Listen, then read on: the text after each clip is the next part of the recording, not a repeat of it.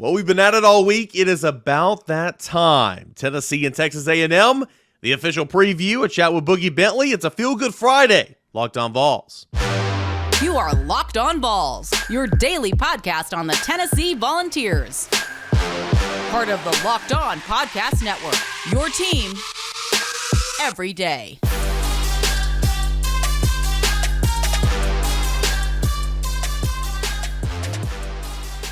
Hey, good Friday morning, everybody. Welcome into Locked on Vols. It is your team every single day. I'm your host, Eric Kane. Appreciate you guys for being here. As always, shout out every dayers for making Locked on Vols your first listen, for watching and subscribing if you haven't already on the YouTube channel. That helps the show grow and helps me, well, to be completely honest, it helps me make some money. So I appreciate that. And of course, wherever you listen to your podcast, that also goes to help me and the show grow as well. It's going to be a fun Friday. This episode is brought to you in part by LinkedIn. These days, every new potential hire can feel like a high-stakes wager for your small business. That's why LinkedIn Jobs helps you find the right qualified people for your team faster and for free. You can post your job at linkedin.com/LockedOnCollege. Terms and conditions do apply. So we'll get into our chat with Boogie Bentley in segments 2 and 3, and that's how we're going to end our week's worth of shows. But first, your official preview for Tennessee and Texas A&M. So I want to start off by giving a brief little history. Tennessee and A&M, they've only played 4 times. Just 4 times throughout the history. And Texas A&M's been in the SEC for 10 plus years, right? Since 2012? Is that right? And Tennessee's only played 4 times, and they've only played twice in that span. And one of those years was the COVID year. So that's one of my favorite things about the divisions going away. You are going to play every team around the SEC every other year. And you're going to travel. You will get to every venue in the Southeastern Conference at least once in every 4 years. I am super thrilled about that. But you look at A&M, excuse me, the first matchup was in the 1957 Gator Bowl, where Tennessee won 3-0. Tennessee won the New Year's Day Cotton Bowl back in 2005. Remember the Rick Clausen game? I remember that game. 38-7 Tennessee wins over Texas A&M. But A&M has won the past 2 showings. 2016, of course, we remember that double overtime game. All those turnovers for the University of Tennessee in the 45-38 defeat in College Station. And then, of course, in the 2020 season, 34-13 A&M won in Knoxville. So this is just going to be the 5th time ever these programs have met, and Tennessee is looking to snap a 2-game losing streak to the Aggies. Now, again, Texas A&M has not won a true road game since 2001 at Missouri. Tennessee, meanwhile, has won 12 straight games at Neyland Stadium. The trends are there, and it bodes well for the University of Tennessee. A&M has improved this year, no doubt about it. 4-2 on the season, 2-1 in SEC play, lost to Miami in week 2, and then, of course, lost to Alabama last week, 26-21, I believe, or 26-20, whatever that was. Let's see here. I've got to pull it up. It was 26-20. I was right the second time. And so it's 4-2 on the year, 2-1 in SEC play. And for both of these programs, kind of a fork in the road. Tennessee's going on the road the next 2 weeks in Tuscaloosa, to Lexington. Tennessee needs to get this one at home. If you're A&M, you're going to fall back to 500 play if you lose, and then fall to 4-3 on the season. And all the good vibes and all the improved play of A&M, it's going to be an afterthought because this team has improved. This team has improved tremendously. You look at the Bobby Petrino effect for this offense that lost its starting quarterback a couple weeks ago, and this offense is scoring 35 points per game, 420 yards of total offense, throwing for 275 yards a game, and running for 144. The 35 points per game is good. The other numbers are solid. They're not great, but they're solid, but still most improved since last year. Look, defensively, and this team is so good compared to where it was last year. Giving up 19.8 points per game. That's about 4th in the SEC right now. Number 1 in the SEC in total defense at 268 yards allowed per game on average. Number 1 in rush defense at allowing 84 yards on the ground per game and 184 through the air. Now, where this is truly improved is where it was last year, where it was last in the SEC, average giving up 208 yards on the ground to opposing running backs. Fast forward a couple months into the new year, into the new season, 2023, A&M so far through 6 games, it's at 84 yards. So it's going to be tough sledding. No ifs, ands, buts about it. Tough sledding for the University of Tennessee. But but we'll see exactly what that can look like. And we've talked about it all week long. We'll continue to talk about it with Boogie Bentley in segments 2 and 3. But it's going to be tough sledding for Tennessee to try to run the football, but I like Tennessee's chances to run the football with this group, with Cooper Mays back, and, of course, playing at home. So what about Max Johnson? Max Johnson in for Connor Wagman, of course, through 5 games, parts of 5 games, 675 yards through the air, 60%, 7 touchdowns, 2 interceptions. The run game's not been his best friend. Le'Veon Moss has been the leader there, 325 yards and 3 touchdowns on 62 attempts. Amari Daniels will get a lot of running action, 53 attempts, 2 touchdowns, 287 yards. Again, nothing to write home about, nothing to brag about in the backfield. Wide receivers, Evan Stewart's a pretty good player, but he's been a bit banged up. We heard yesterday on the Locked On Crossover edition, 27 receptions, 4 touchdowns. Anaya Smith's a good player, 431 yards. You got Moose Muhammad III, touchdown off 12 receptions. Noah Thomas, 11 receptions, 4 touchdowns. He's at 6'6", 200 pounds, so somebody to look out for in the red zone. His brother, that being Max Johnson's brother, is tight end Jake Johnson. He has 2 touchdowns, 17 receptions, 156 yards. Could act as a security blanket for older brother Max.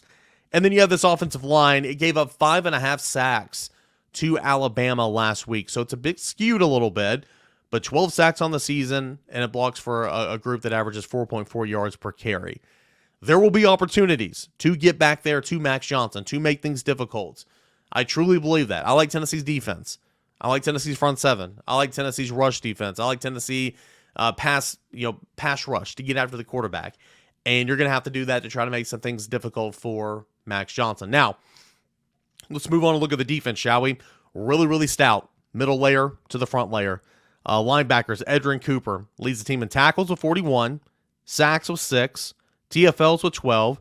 He has a forced fumble. He has a fumble recovery. He is a good player. His counterpart in the 4-2-5 scheme in the middle is Tyrion York. 32 tackles, a sack, 2 TFLs. Those 2 linebackers, really good players. On the edge up front, Fadil Diggs has a couple sacks on the season. You've got Walter Nolan, who every Tennessee fans remember that's name. He played his high school senior season over there at Powell High School, where he won a state championship. Walter Nolan has 4 sacks on the season. Shamar Turner has 3.5 sacks on the season. McKinley Jackson has 2 sacks on the season. You got some good players up front. Again, really good against the rush, but really good about getting after the quarterback. 26 sacks already this year, where they had 19 sacks all of last year. Keep in mind, A&M has only played in 6 games so far. But there was opportunity in the back end. Been talking about it all week long. Last week against Alabama, you had Jalen Milroe that threw for over 320 yards on Texas A&M. Now, Alabama couldn't run it on A&M. A&M couldn't run it on Alabama. It's going to be tough sledding for Tennessee to run. I'm not saying Tennessee won't be able to run, but it's going to be tough. Those yards are going to be few and far between. Overall, in the grand scheme of things compared to how you've been running it, I should say. Now, you could pound out 130, 140, 150 yards and feel like you've not had much success on the day, but just getting 3 yards a carry, 3 yards a carry. There might not be some of those big, 40 or 50-yard gainers. We'll see. It's why you play the game. But this rush defense is good. My point is, Jalen Milroe threw for 320 yards through the air on the secondary from A&M. There's going to be opportunities there. We've been talking about it all week long. We'll talk about it with Boogie. There's going to be chances to hit some down the field passing. Are you good enough to hit some down the field passing? We will find out, Joe Milton. We will find out. That is a look at Texas A&M, the personnel, the players, the scheme. It's going to be a good football game. I absolutely cannot wait. And I know you can't either. All that going to happen tomorrow. Checkered Neyland, 3:30 on CBS. Hey, when we come back, we'll catch up with our friend Boogie Bentley over at the Talkin Vols Network for his weekly hit. That's coming up next right here on Locked On Vols. I do want to tell you about our friends at LinkedIn Jobs. These days, every new potential hire can feel like a high-stakes wager for your small business. You want to be 100% certain that you have access to the best qualified candidates available. That's why you've got to check out LinkedIn Jobs. LinkedIn Jobs helps you find the right people for your team faster and for free. All you need to do, post your job with the purple hashtag frame to let everybody know that you're hiring. And you can interview people by finding simple tools like screening questions that helps you focus on candidates with just the right skills and experience so you can quickly prioritize who you want to interview and then ultimately hire. It's why small businesses rank LinkedIn Jobs #1 in delivering quality hires versus its leading competitors. LinkedIn Jobs helps you find the qualified candidates you want to talk to faster and for free. Post your job for free. That's at linkedin.com/lockedoncollege. LinkedIn.com/lockedoncollege to post your job for free. Terms and conditions do apply. Big time football game this weekend, Tennessee, Texas A&M, and to help kind of preview that, Boogie Bentley jumping on for his weekly 2 segments here on Locked On Vols. Boogie is the creator, the host, the brains behind the operation of the Talkin Vols Network, the voice of the common Tennessee fan. Boogie, what's up, man? Man, I'm ready for some football. It's Friday. It's almost go time. We got one more sleep. Then we're going to Checkered Neyland. Going to be a hostile environment. That's something a lot of people, I don't know, some people are talking about it. I think I look at the national media. I don't think they're respecting how hostile it is going to be on Saturday for Texas A&M.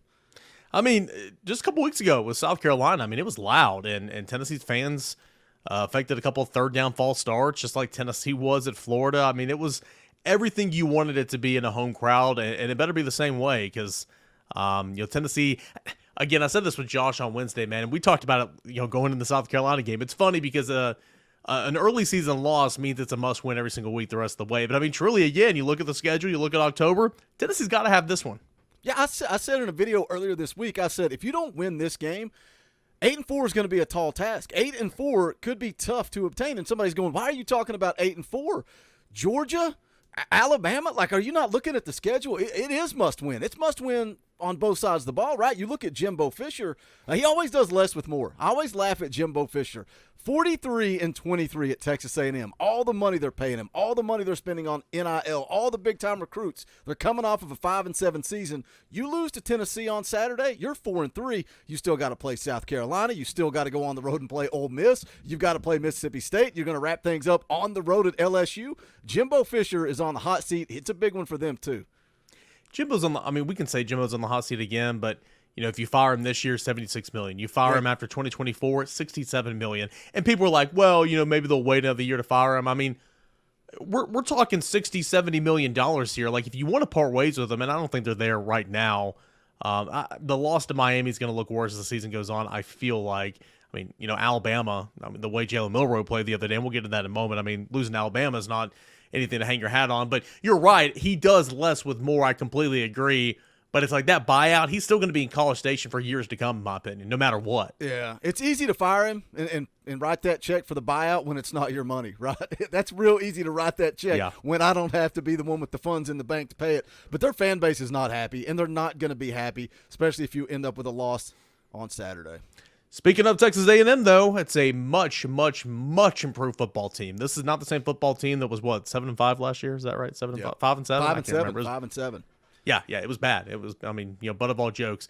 Offensively, it's improved so much. Defensively, it's leading the SEC in yards allowed per game at like 284 or something like that. 84 yards on average per ground. The ground attack, it's really good. It's suspect, if you will, in the back end, and so there's going to be some opportunity there for Joe Milton, but it's going to be a tall task to run that football against that front from A&M, and A&M is going to get after the quarterback.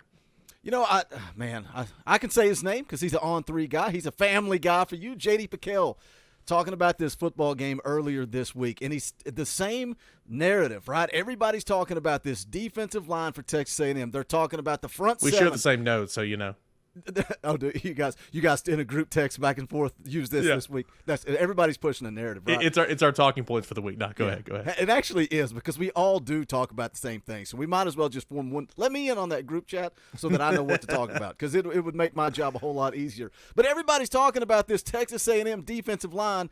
Guess what? They're going against the number one rushing attack in the SEC. Schedules, I don't care. I'm not talking about schedules. I'm talking about numbers. I think Tennessee's pretty dang good running the football. So the narrative I'm spinning, the voice of the voiceless, the voice of the common man, is can Texas A&M stop Tennessee's rushing attack? That's the question for me because I think Tennessee's going to be able to run the football, but it's a very similar matchup both sides of the ball, right? Tennessee's front seven, pretty dang good. Can Texas A&M move the football? Their numbers are so, when you look at stats, and I know stats aren't everything, they're very similar football teams on both sides of the ball. It's an interesting matchup. Just like your political agenda, and I'm not getting political here, stay out of my comments, you crazy YouTubers. You can find stats and research to back whatever the hell you want to say. Okay? It's just point blank. And a lot of that's the same with sports.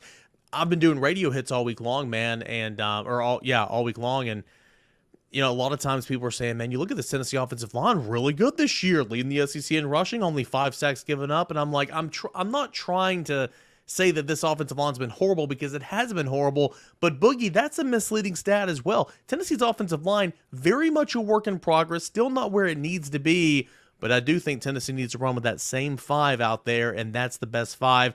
Hopefully that's what we see. We'll see about the injury situation for Andre Kuric and J.J. Crawford, but you need a whole lot of Mays, obviously, Mincy, and then Lane, in my opinion, at left guard. Yeah, that's a lot of people are talking about, the Florida game, the Florida game, the Florida game. And rightfully so. Tennessee lost that game. We can make all the excuses in the world. Doesn't matter. That's a loss. You got to live with it. But what we can talk about is, what does this offensive line really look like, right? You're going to have Cooper Mays back. You're going to have Gerald Mincy back. I think J.J. Crawford is healthy, if I'm not mistaken. I think they're a different football team with that 5 out there. And we talk about the preseason and how we were worried about the offensive line, and the big question mark was depth, right? It's a physical, violent game, and we saw that. We saw that Cooper Mays having to miss so many games, and this is a different football team with Cooper Mays out there at center. I think Tennessee's going to have success. That's why I think Tennessee ultimately wins this game, but I think it is going to be a close football game. It's a good matchup, man. I don't think people are as excited about this matchup. I know the Carolina game was all about revenge, and that makes it this is a way more interesting matchup for me on Saturday.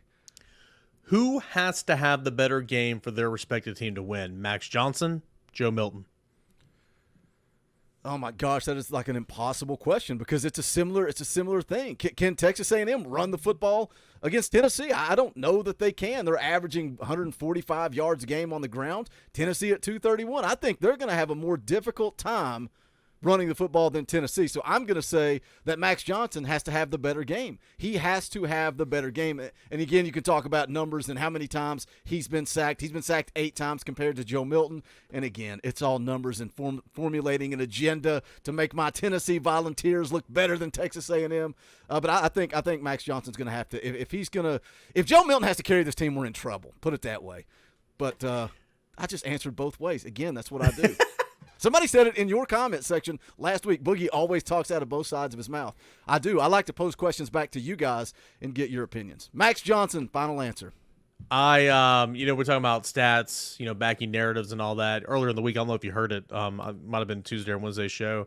I went to Pro Football Focus, and I looked at passes 20 yards down the field.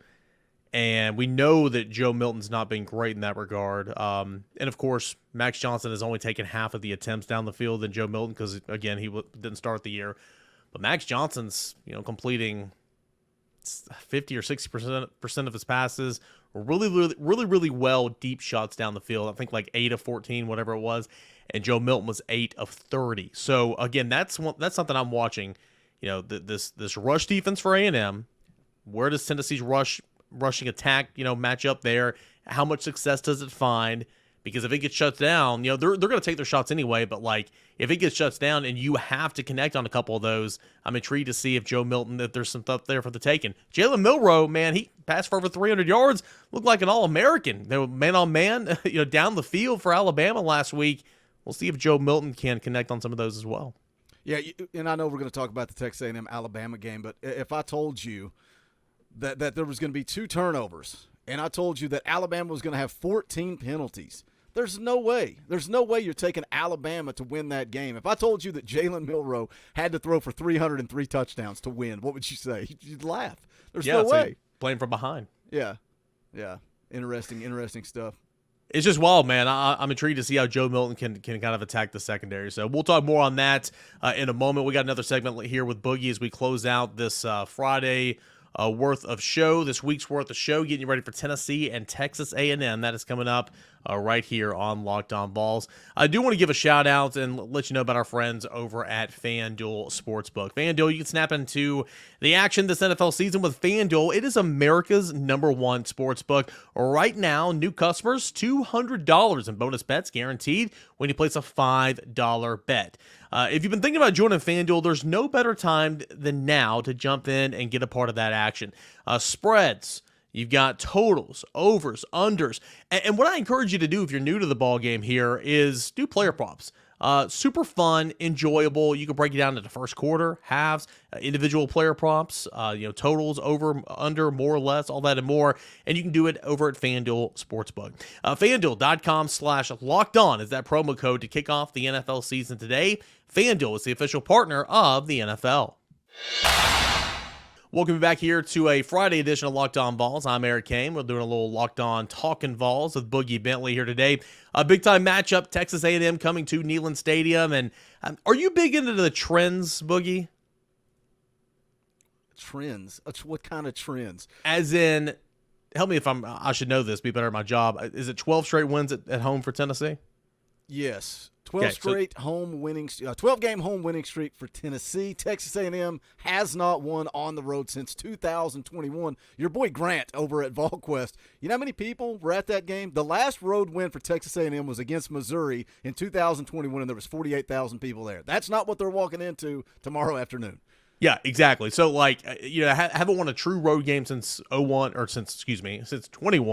at Missouri. Tennessee's been playing so well at home. So, how much should you take from that? Again, trends are there for a reason. There are mansions in the desert, okay? They're there for a reason. However, Saturday has nothing to do with what happened in the past. But Tennessee plays well at home. A&M does not play well on the road. And so that should be giving you a little bit more faith in the Big Orange, I would suspect. It goes back to just kind of compare it to the Texas A&M and Alabama game. Such a weird thing for it to be at Texas A&M. They had so many pre-snap penalties.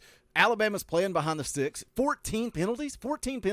But for the most part, yeah, I do think these trends are valid. I think Tennessee is a good home football team. On the flip side of that, we can talk about how bad they are on the road right now, and they've got to figure that out. But I think, too, a big part of it, right, you look at that winning streak, and it goes back to last year, 2022. What a heck of a ride. Week after week after week, the stakes got higher. When you win, people care. There is no worse place to be than sitting down in front of a microphone talking Tennessee football when they lose. It's awful. Nobody wants to be a part of that. On the flip side, when they're winning, this fan base is passionate. There's a reason that ticket prices are going up. It is hostile. It is electric. It is tough to come into Neyland Stadium right now and win a football game because of the fan base. And I think it's going to be hostile on Saturday afternoon. I don't know. Can you match South Carolina? Can you match that? Can you match Alabama last year?